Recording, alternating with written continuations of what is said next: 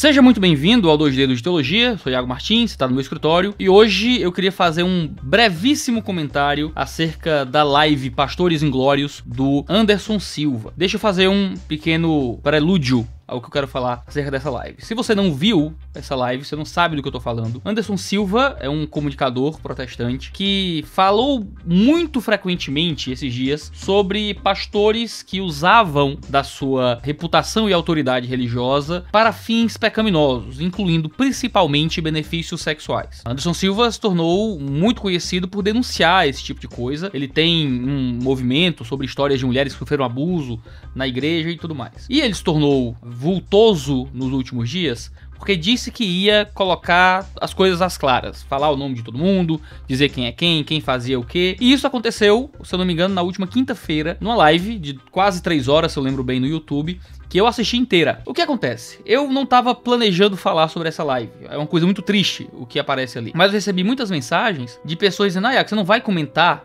aquilo que o Anderson Silva disse e tal". E quando a gente comenta muitas coisas na internet, o nosso silêncio acaba comunicando alguma coisa. As pessoas queriam minha opinião a respeito, então é o tipo de coisa que eu comentaria. Então, por eu não comentar algo que envolve ética sexual, e o fato de eu ter sido citado pelo Anderson Silva, não como um dos casos, mas ele citou uma frase minha lá na live dele, né? Esses pastores deveriam se retirar das igrejas, pegar suas famílias, ficar 10 anos cuidando do próprio coração, da própria vida, cuidando da sua família, se são pastores que caíram em escândalos de adultério, e só depois voltar. Esse negócio do cara, sei lá, trair a esposa, ficar 6 meses no banco e depois voltar pra vida ministerial normal, isso é um absurdo. É um absurdo. Um pastor deve ser uma pessoa irrepreensível no cuidado com a sua família. Um cara que tá traindo a esposa não é alguém irrepreensível. E ele me cita na live. Então as pessoas me procuraram. Assim: "Iago, o Anderson te citou positivamente na live. Ele deu o teu nome lá e falou como alguém concordante, não é, com as coisas que ele colocou lá". E isso, o meu silêncio, junto com essa impressão que se deu acerca de eu ter sido citado positivamente na live, faz com que o meu silêncio talvez comunique alguma coisa. E eu orei a Deus e busquei sabedoria para saber se eu deveria comentar alguma coisa. Então eu quero fazer alguns comentários muito breves, muito cuidadosos acerca daquilo que o Anderson Silva coloca na live dele. Lembrando que hoje à noite, certo, eu mesmo vou fazer uma live sobre outra coisa. A gente tem postado vídeo aqui no canal sobre o problema da teologia do coaching. Quem acompanhou o 2 Dedos de Teologia da quinta-feira até aqui sabe que a gente estava numa batalha para deixar no ar um vídeo onde eu faço uma resposta ao Dave Leonardo. O Dave Leonardo tirou meus vídeos do ar 3 vezes. Já é a 4ª vez que o vídeo tá aí. Eu acho que agora ele não cai mais. Tive que colocar a voz de pato e censurado em cima da cara dele pra ele parar de ficar derrubando o meu vídeo, tá? E hoje à noite, às 20 horas, eu, Pedro Pamplona e Guilherme Nunes vamos fazer uma live pra comentar sobre o problema da teologia do coaching, desmascarar esse movimento e falar do livro que a gente tá publicando, que vai ser o livro da caixa de julho do Review, pra quem se inscreve agora em junho. Então, se você quiser saber sobre isso, hoje à noite, 20 horas, aqui no canal. Mas vamos lá, deixa eu falar sobre a questão da live do Anderson Silva. Primeiro de tudo, o Anderson tem toda a razão quando ele fala do problema da libertinagem sexual dentro do ambiente de igreja, dentro do ambiente dos grandes pregadores por aí. Primeiro porque dentro do ambiente de igreja existem muitos lugares onde o abuso sexual da parte dos pastores é normalizado. Quase. É normalizado, o cara abusa da mulher e ele é simplesmente movido para outra congregação, ele é movido para outro lugar, tem uma redução de salário, o que quer que seja, mas não existe um tratamento real, como se o pastor fosse uma figura intocável. Mulheres que são muitas vezes abusadas por pastores não têm coragem de colocar a boca no trombone, de denunciar os seus pastores, porque elas são mulheres que estão muitas vezes num cenário a mais, como eu diria, essas mulheres elas não têm tanta reputação social sobre a comunidade religiosa quanto os pastores, né? E eu vou dizer uma coisa aqui que eu não vi ninguém falar, que eu acho que era bom pontuar. Muitas vezes as mulheres que são abusadas por pastores são mulheres que não são muito firmes na igreja. São mulheres que às vezes têm sim uma vida sexual descompromissada, às vezes são mulheres de vestuário que não é lá o normal dentro de uma comunidade cristã. Geralmente são mulheres normalmente mal vistas pelas outras mulheres. E essas mulheres são vulneráveis para que pastores abusem delas. Eu tô dizendo não que sejam seduzidos e haja adultério, o que é que seja, mas para que pastores abusem, usem da influência religiosa para um tipo de importunação sexual que muitas vezes se torna realmente abuso sexual. Essas mulheres acabam que não têm coragem de fazer denúncias porque elas seriam mulheres pecadoras, não é? Seriam mulheres de uma reputação sexual ruim dentro daquelas comunidades. Então o pastor é o homem santo que caiu no pecado com uma mulher libidinosa e tudo mais. E isso tira muitas vezes dessas mulheres a possibilidade de se defender de uma coisa que ela sofreu, de um abuso ou de uma importunação sexual por parte de uma liderança religiosa. E é por isso que muitas vezes pastores escolhem essas mulheres para poder fazer esse tipo de coisa, porque sabem que essas mulheres vão ser mal vistas na comunidade e muitas vezes essas são as mais suscetíveis, mas nem sempre, claro,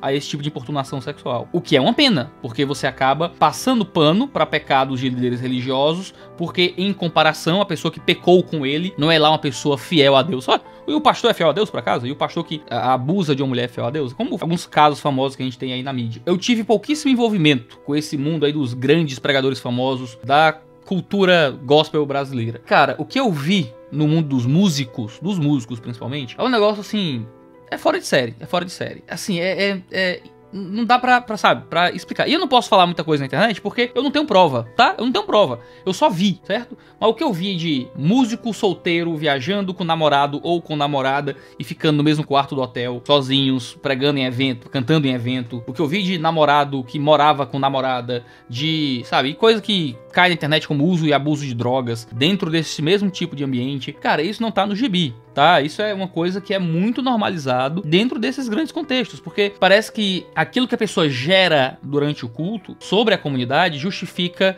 o comportamento indecente. Então o cara canta bonito, atrai multidões, a galera chora ou cai pra trás na hora do louvor, e então aquele pecado da vida prática é uma coisa que acaba sendo normalizada. Hoje, assim, a minha postura é até, eu acho que até pecaminosa também, sabe? Até pecaminosa. Mas a minha cultura, assim, virou de, cara, ninguém é de confiança dentro desse cenário de grandes pregadores ou o que quer que seja, sabe?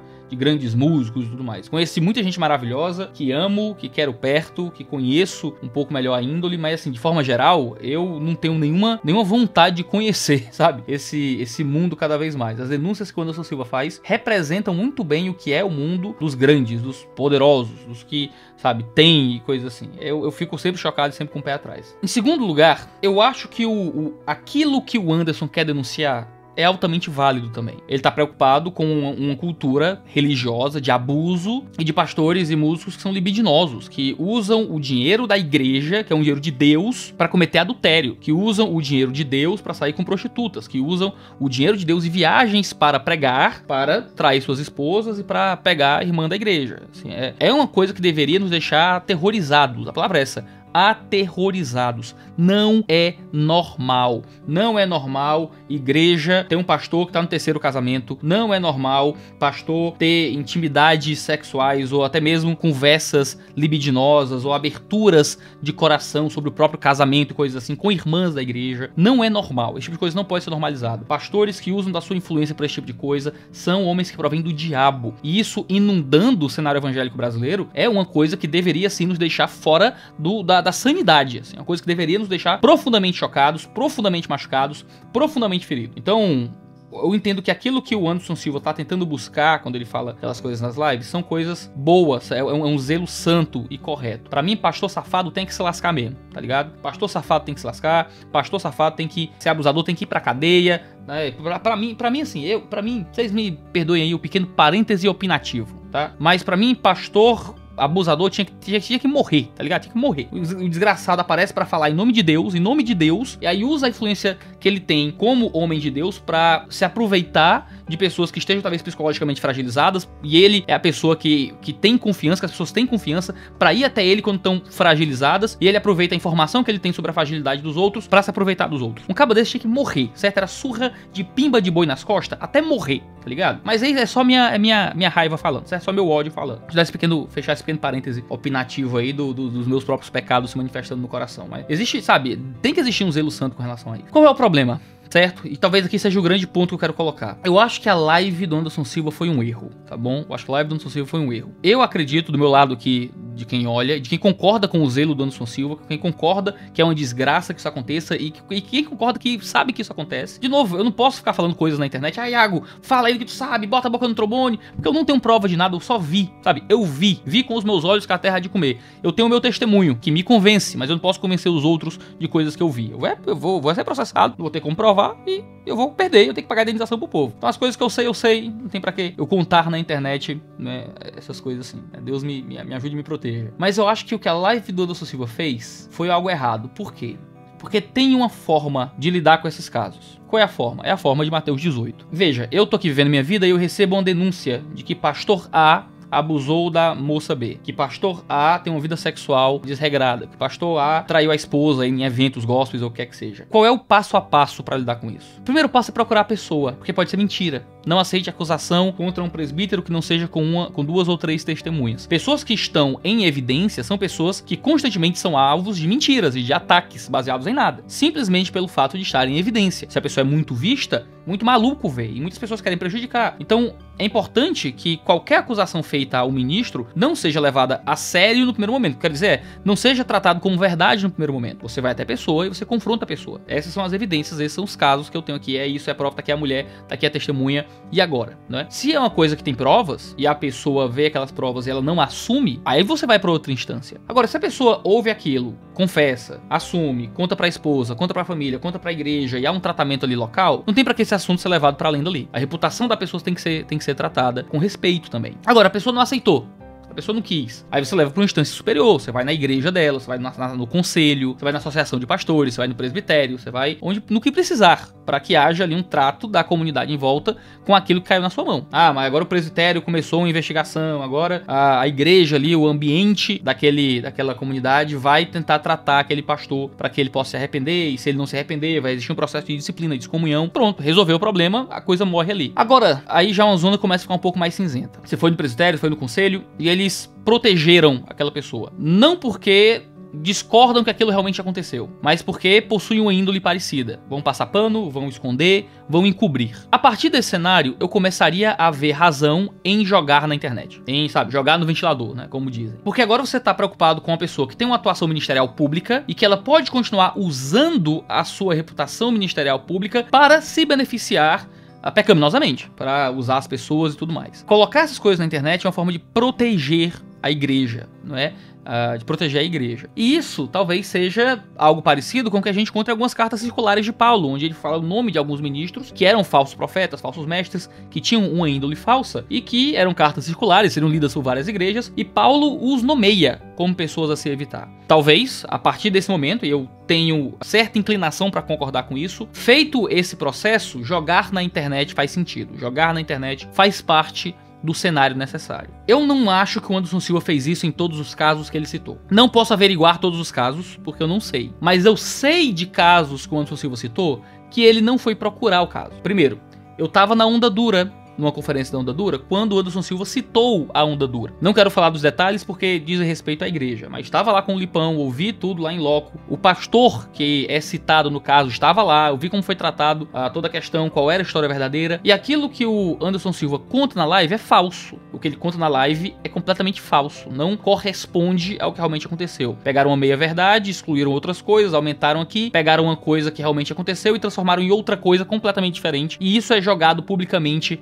numa live. Quando ele diz, vão lá averiguar se é isso mesmo, isso não é o bastante, porque ele tá de alguma forma jogando a dúvida sobre as pessoas. Eu sei de mais outros casos, que eu também não quero expor quais são, porque lida com vida pessoal de outras pessoas, que aquilo que foi dito publicamente como uma verdade, na verdade não era. De que a pessoa que enviou para o Anderson Silva aquele testemunho, já procurou a pessoa que foi acusada para pedir desculpa, porque não era daquele jeito mesmo. Existem, não na live exatamente do Anderson Silva, mas eu conheço outras pessoas que quase tiveram surtos psicóticos, tiveram que ser internadas, sabe? Porque o Anderson Silva expôs publicamente coisas de passados que já estavam resolvidos, com a família, com a igreja. Ele só faz expor e requentar dores do passado que não tem mais o que tratar, já estava tratado com a igreja, com a comunidade. Então imagina, um pastor trai a esposa, Deus me livre que eu passo por isso um dia. O pastor trai a esposa, que ele é descoberto, ele conta pra esposa, toda aquela dor pra família, a esposa, mulher de Deus, aí perdoa e continua, o cara realmente muda, a igreja ouve, e ele se transforma, e a igreja aceita ele de volta depois de um tempo, e tá resolvido. Foi um problema, um pecado que aconteceu, e se resolveu.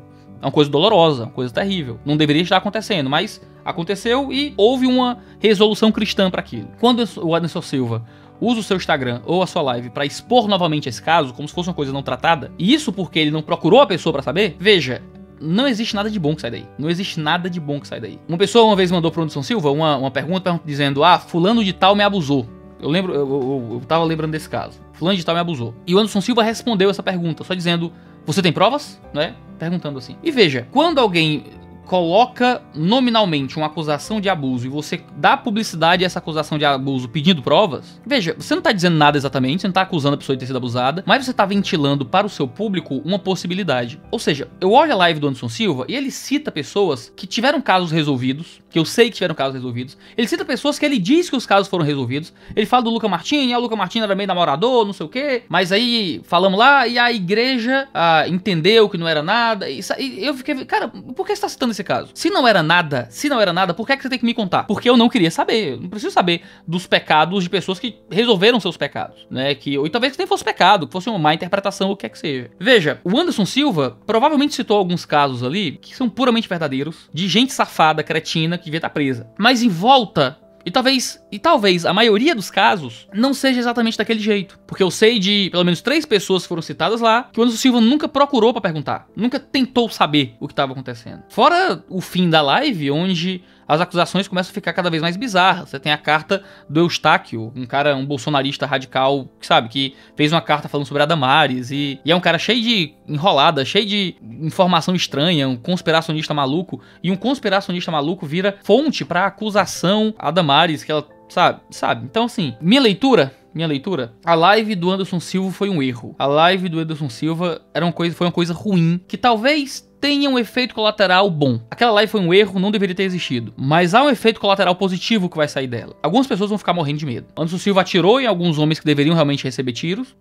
Ele segurou o dedo na metralhadora e saiu atirando pra todo lado, derrubou alguns bandidos, mas atirou num monte de inocente junto. Mas eu acho que essa live vai acabar gerando um pouco mais de temor. As pessoas vão talvez ter mais medo de viver uma vida ministerial dupla, onde o pecado se manifesta publicamente e que muitas vezes a galera passa pano e finge que não existe. A partir do momento que chega alguém e joga tudo assim no ventilador desse jeito, talvez isso seja, né, um motivo de temor maior para aqueles que realmente têm culpa no cartório. Qual é o problema? Você não chega numa situação com refém e você joga uma bomba. Porque você mata o criminoso e você mata o refém. Pra mim, o que a live do Anderson Silva foi uma situação de assalto a banco. Você tem ali alguns criminosos, você tem ali vários reféns, você joga uma bomba e mata todo mundo. Você atira em pessoas talvez inocentes, talvez você tenha acertado ali alguns criminosos, mas será que o custo vale a pena? Na minha opinião, não vale. Acho que aquela live foi um erro, porque não seguiu o processo natural de resolver isso. E eu vou dizer, eu já recebi, certo?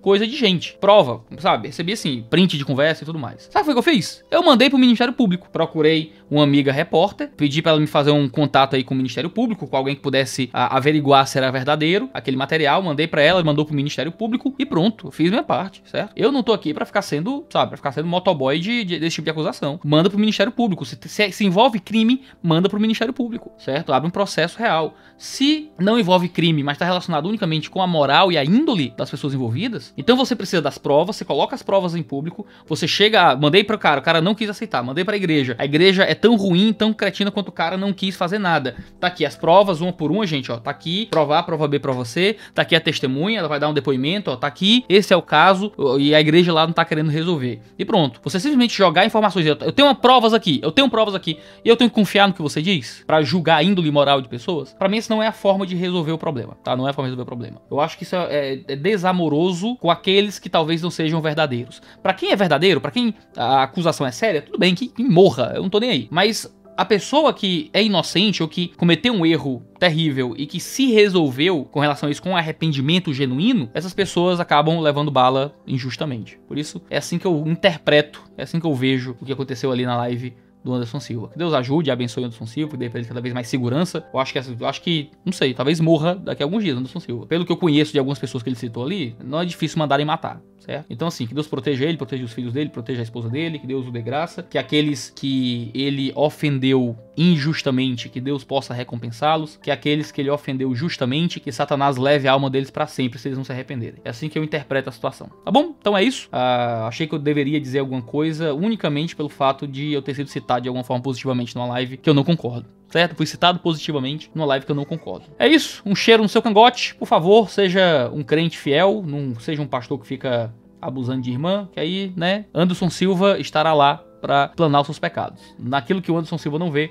Deus vê, né? E o julgamento de Deus é muito pior. Deus abençoe vocês. Até a live hoje à noite, às 20 horas. Um abraço.